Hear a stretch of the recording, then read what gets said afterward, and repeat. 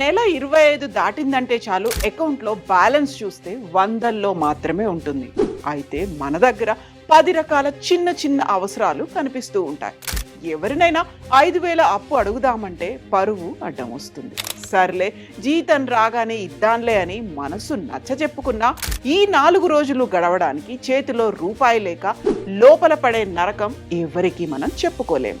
ఆ చిన్న చిన్న అవసరాల కోసం పక్కింటోళ్ళ ముందు చేయి చాచి మీ ఆత్మగౌరవాన్ని తగ్గించుకోకండి. అవసరానికి తాకట్టులో పెట్టిన బంగారానికి ఇంకా వడ్డీలు కడుతూ మరింత నష్టపోకండి.